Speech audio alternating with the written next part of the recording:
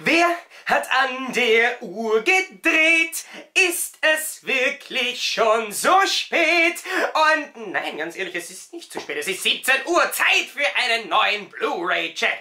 Und diesmal, get it, mit Captain KRONOS, dem einzigen Superhelden in der Geschichte der Superhelden, der tatsächlich so aussieht, als wären die Kostümdesigner von Flash Gordon und Super Sonic Man in die Telefonzelle von Bill und Ted eingestiegen und tatsächlich in die typisch viktorianische Hammerzeit gereist. So bekommen wir mehr oder weniger den Vampirjäger-Helden mit Strumpfhosen serviert, großartig gespielt von Horst Janssen, in einem der letzten Hammer-Filme, der damals schon wirklich gezeigt hat, dass sich Hammer bemüht, unbedingt etwas komplett Neues zu machen. Und eigentlich waren sie damit ihrer Zeit so ziemlich voraus. Immerhin basiert der Charakter von Captain KRONOS mehr oder weniger auf derselben Blaupause, die auch dann später für Blade gemacht wurde. Ihr wisst schon, ein Vampirjäger, der zwar eigentlich auch ein bisschen was von Vampir-DNA in sich hat, aber trotzdem im Sonnenlicht spazieren gehen kann und außerdem Vampire mit einem Katana jagt. Klingelt's da ein bisschen? Naja, Captain KRONOS ist auf jeden Fall ein hervorragender, großartiger und sehr unterhaltsamer Film aus der Hammer-Schmiede, war allerdings damals eben leider nicht der gewünschte finanzielle Erfolg. Geplant wäre eigentlich, das Ganze nicht nur zu einer Film-, sondern auch noch zu einer Fernsehserie auszubauen, sodass Captain KRONOS als tatsächlich Zeitreisender in der Zeit spazieren reist und Vampire aus allen Zeitaltern irgendwie abschnetzelt. Aber so blieb es leider nur bei dem einen Filmauftritt, der hat es allerdings in sich. Gedreht und geschrieben wurde der Film von keinem geringeren als Brian Clemens, und ich muss sagen, das ist ein großartiger Name, der zwar schon einige Zeit für Hammer als Drehbuchautor gearbeitet hat, den man auf jeden Fall kennt als Showrunner von The Avengers, also mit Schirm, Charme und Melone, beziehungsweise als Creator der Fernsehserie C-15, die Profis, der allerdings tatsächlich in seiner langen Karriere nur bei einem einzigen Spielfilm Regie geführt hat. Dem hier.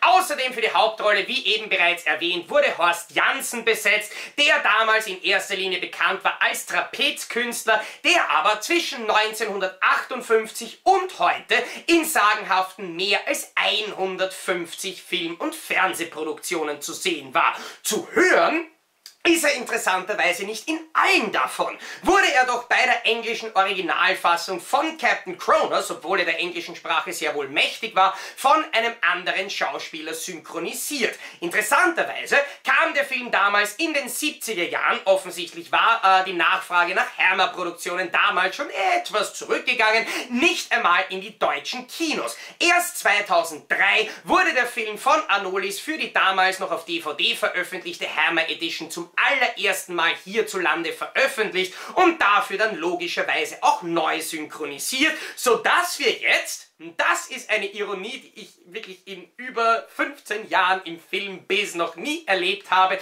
tatsächlich den deutschstämmigen Hauptdarsteller Horst Janssen nicht in der englischen Originaltonspur hören können, dafür aber sehr wohl als deutscher Synchronsprecher von sich selbst. Und das alleine finde ich schon eine großartige Sache für eine wirklich, wirklich gut gelungene Synchro. Die deutsche DVD ist natürlich wie von den Hammer Edition DVDs von Anolis schon seit langem ausverkauft und jetzt war es an der Zeit, den Film remastered in High Definition zu veröffentlichen. Vor einigen Tagen war es soweit und Anolis hat insgesamt 3 verschiedene Versionen von Captain KRONOS auf den Markt geworfen. Version 1 ist hierbei dieses Covermotiv. Außerdem wird ein zweites Mediabook angeboten mit diesem Cover, das dem original englischen Kinoplakat entspricht, und für all jene, die nicht ganz so viel haben wollen, die sich mit einer handelsüblichen Amaray ohne Booklet zufrieden geben, gibt es auch noch dieses Cover eben im Keep Case, selbstverständlich mit Wendecover mit nur einer Seite und dem großen FSK-Logo vorne drauf. Ich persönlich war schon wahnsinnig gespannt, welche Version von Captain KRONOS ihren Weg zu mir finden würde und habe mich sofort nach dem Eintreffen des Mediabooks mit Cover A dran gemacht. Aber bei der Ausstattung, die Anolis diesmal draufgepackt hat, und ich beginne einmal ganz harmlos mit 4 verschiedenen Audiokommentaren, hat das diesmal ein klein wenig länger gedauert als gedacht. Aber auch kurze Zeit nach dem VÖ-Termin von diesem Mediabook hoffe ich, interessiert es euch noch ein bisschen was darüber zu erfahren. Deswegen freue ich mich, euch in der heutigen Ausgabe von Playzockers Blu-ray Check einen genauen, detaillierten Blick auf das deutsche Cover A Mediabook von Captain KRONOS zu ermöglichen.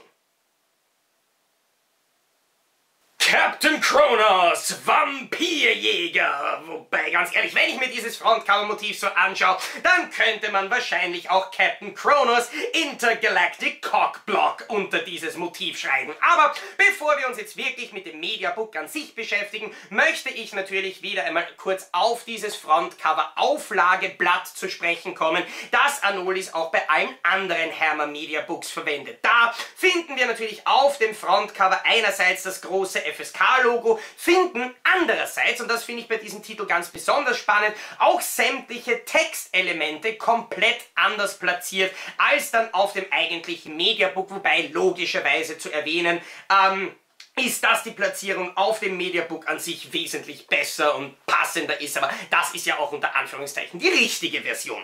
Wenden wir jetzt einmal dieses Teil und wir kommen auf das tatsächlich schon etliche Leute warten und wegen dem ich auch schon private Nachrichten und E-Mails bekommen habe, nämlich einerseits den Cover Artworks für den nächsten Titel The Witches und außerdem die Titelankündigung des übernächsten Films aus der Hermer Edition, nämlich das Rätsel der unheimlichen Maske. Und ich kann euch an der Stelle beruhigen, die Playzocker Collection wird's nicht. Jetzt können wir uns dem eigentlichen Mediabook widmen und sehen, dass dieses natürlich wie von der Hermer Edition von Anolis gewohnt in einem Mediabook mit dieser Lederoptik gefasst ist und dass die Druckqualität des Covers wirklich hervorragend ist. Was ich bei Anolis Mediabooks immer so schätze, ist die Tatsache, dass auch bei Filmen, die mittlerweile über 45 Jahre alt sind, teilweise die Covermotive großartig scharf und farbenfroh erscheinen und dass aber trotzdem auch alle anderen Designelemente wie die Schriftzüge und so weiter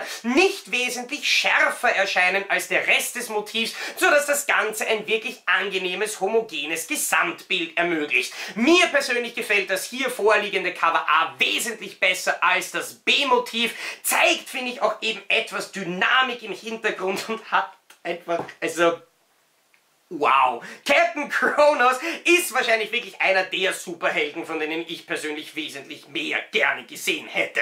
Wechseln wir jetzt einmal über den Spine, wo der Filmtitel wirklich großartig präsentiert wird. Auch natürlich hier im Vergleich ganz kurz einmal ein paar andere Mediabooks aus der Hermer Edition von Anolis. Und wir sehen, dass tatsächlich auch bei dem 15. Titel immer noch alles perfekt zusammenpasst. Wechseln wir dann auf das Backcover, wo wir natürlich einerseits die Inhaltsangabe des Films, andererseits die Cast- and Crew-Informationen, technischen Details sowie die Informationen zum Bonusmaterial finden. Und Bonusmaterial ist diesmal tatsächlich das Stichwort, das jetzt ein bisschen mehr eurer Zeit brauchen wird. Denn wir haben tatsächlich 4 verschiedene Audiokommentare. Der erste, auf den ich eingehen möchte, ist der mit Shane Bryan, John Carson, Caroline Munro, Brian Clemens und Marcus Hearn. Hearn ist hierbei als quasi Moderator oder Leiter des Gesprächs dabei. Brian Clemens eben der Autor und Regisseur, der Rest eben vom Cast. Sind fast alle wichtigen Cast-Mitglieder dabei, mit der Ausnahme von Horst Janssen, der großartig über die Dreharbeiten erzählt und wo vor allem Caroline Munro einen großartigen Eindruck macht. Auf die technische Seite geht dann der Kommentar von Brian Clemens, Kameramann Ian Wilson und eben wieder Marcus Hearn ein und dann gibt es noch einen dritten Audiokommentar, wo Dr. Rolf Gießen und Volker Kronz vor den Mikrofonen sitzen und die sich ausführlich und genau mit der damaligen Situation von den Hermer Studios und eben ein bisschen auch auf die politische Seite von der Produktion stürzen, sodass dieser Kommentar kaum Überschneidungen mit den anderen Kommentaren bietet und ebenfalls absolut großartig ist. Was mein persönlicher Favorit unter den 4 Audiokommentar-Tracks ist, ist allerdings der Kommentar von Uwe Sommerlath mit dem Hauptdarsteller Horst Janssen, der unglaublich sympathisch ist, der absolut großartig und mit vielen Anekdoten über sein damaliges kreatives Schaffen beziehungsweise natürlich ganz besonders über die Produktion des Films erzählt. Aber damit immer noch nicht genug. Wir brauchen beispielsweise noch ein ungefähr 73 Minuten langes Interview mit Horst Janssen, wo zwar natürlich die Interviewclips nur in Standard Definition vorliegen, aber alle Filmausschnitte aus Captain KRONOS tatsächlich aus dem neuen HD-Master eingefügt wurden. Wir bekommen außerdem ein ca. 30 Minuten langes Special von der Captain KRONOS Reunion, ein 18 Minuten langes Comic, Trailer, Werberatschläge, Filmprogramme und wer genau sucht auf der Blu-ray, der findet auch noch in HD ein ca. 30 Minuten langes englischsprachiges Special mit Dr. Rolf Gießen und Volker Kronz. Aber ich glaube, damit jetzt einmal genug geredet von der Ausstattung der Blu-ray. Schauen wir einmal hinein ins Mediabook. Da finden wir unter anderem natürlich auf der linken Seite ein weiteres Bild, rechts dann ein alternatives Filmplakat, gefolgt von den technischen Details und Cast and Crew Informationen und dann einem wirklich umfangreichen Booklet mit zahlreichen Aushangfotos, Plakatmotiven, aber eben in erster Linie auch einem wirklich umfangreichen und lesenswerten Text, geschrieben einerseits von Dr. Rolf Gießen und andererseits von Uwe Sommerlath, beziehungsweise dann auf der letzten Seite hier ein absolut großartiges Bild, das meines Erachtens nach die Samurai-Einflüsse von dem Film zeigt. Auf der Disc an sich haben wir einen Ausschnitt von dem hier verwendeten Covermotiv, wobei der Hintergrund hier blau und nicht grün gehalten ist und das Ganze ziemlich cool aussieht. Unterhalb der Disc allerdings ist auch hier designtechnisch nichts untergebracht worden.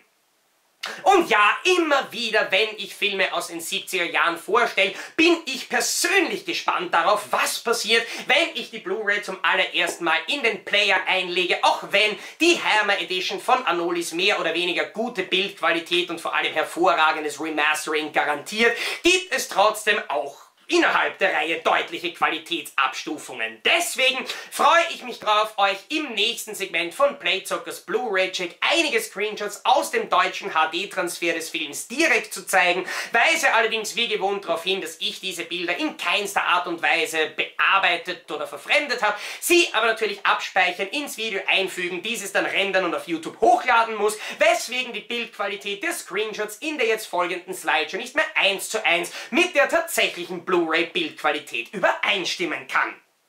Und das sehen wir vielleicht einmal gleich am Anfang, wenn wir uns auf das Remastering von diesem Titel stürzen und drauf kommen, dass der Film für sein Alter von über 40 Jahren auf dieser Blu-ray einfach nur hervorragend aussieht. Ja, wir haben natürlich keine kräftigen Kontraste wie bei aktuellen Kinofilmen, aber wir haben kräftige, natürliche und dynamische Farbwiedergabe. Und die ist es, die einen Großteil dazu beiträgt, wie natürlich und wie eigentlich unkompliziert einem sich dieser Transfer präsentiert. Die Farben sind bemerkenswert remastert, auch mit der Schärfe kann man sehr zufrieden sein. So bekommen wir nicht nur in Nahaufnahmen großartige Details, sowie auch einen generell natürlichen Filmlook. Ja, das bedeutet, dass sich auch die ein oder anderen Unruhen zeigen, bedingt durch die Körnung des verwendeten Filmmaterials. Dies ist allerdings zu keiner Zeit auffällig oder gar störend. Die Kompression hält sich angenehm zurück. Immerhin belegt der Film ca. 25 GB auf der Blu-ray und sorgt insgesamt dafür, dass wir hier einen Filmtransfer bekommen, der einerseits dem Look eines Films aus den 70er Jahren 100% gerecht wird, der aber eben das offensichtliche Maximum aus diesem Material und diesen Möglichkeiten hervorholt. Das ist wahrscheinlich einer der besten Transfers, die wir bislang gesehen haben, auch in der Hammer Edition. Tut natürlich dazu auch seinen entsprechenden Beitrag, dass es einer der späteren Hammer-Filme ist, aber ich bin von dieser Bildqualität definitiv mehr als nur beeindruckt. Und da schließt sich, finde ich, dann auch gleich das Fazit für den Film an. Captain KRONOS, Vampirjäger, ist auf jeden Fall komplett anders als Abraham Lincoln Vampirjäger und das kann ja immerhin nur was Gutes sein. Captain KRONOS ist ein Film, wo sich Regisseur Brian Clemens ganz viele Ideen geholt hat in anderen Filmgenres. Es gibt viele Einstellungen, die an klassische Western, Italo-Western erinnern. Es gibt viele Einstellungen, die an den bekannten Samurai-Film erinnern, wie eben beispielsweise das Bild mit dem Schwert vor den Augen, das wir im Booklet gesehen haben. Großartige Ideen, großartige Eindrücke und da kann ich meinem Kollegen Dia von eviledde nur recht geben, die hier wesentlich subtiler und wesentlich passender in die Handlung eingeflochten sind, als sie es bei einem Film von, sagen wir mal, Quentin Tarantino wären. Der Film bietet etliche Zitate, etliche Anspielungen, erzählt aber in erster Linie seine eigene Story und lebt dabei von der absoluten Coolness von Horst Janssen, der sich eben in der 2003 erstellten deutschen Synchro sogar selber spricht. Eine großartige Synchro, kann ich an der Stelle wirklich nur sagen. Und einen wirklich unterhaltsamen Film trägt. Schade, dass wir in den späteren Jahren dann nicht noch mehr von Captain KRONOS gesehen haben. Ich denke mir, dass man mit dem Konzept noch wesentlich mehr machen hätte können. So müssen wir uns halt mit Blade Trinity abgeben. Anolis Entertainment liefert auf jeden Fall mit der neuen Blu-ray von Captain KRONOS einen absolut großartigen Release ab, der wahrscheinlich bislang auf der Spitze der Hammer Edition Blu-rays thront. Wir bekommen 4 verschiedene Audiokommentare, die allesamt komplett unterschiedliche Aspekte der Produktion und der Geschichte des Films ansprechen. Wir bekommen ein über 70 Minuten langes Interview mit Horst Janssen, ein circa 30 Minuten langes Reunion-Special und ein 30 Minuten Special mit Rolf Gießen und Volker Kronz ist noch versteckt auf der Blu-ray. Außerdem gibt es ein umfangreiches Booklet und so weiter und so fort. Das ist nicht nur für Hammer-Fans, sondern generell für Freunde gelungener Blu-ray-Umsetzungen ein absoluter Pflichtkauf. Und ich versuche jetzt auch immer in der Zeit zu reisen und irgendwelche Vampire zu schnetzen. Das klingt unterhaltsam. Wer hat an der Uhr gedreht?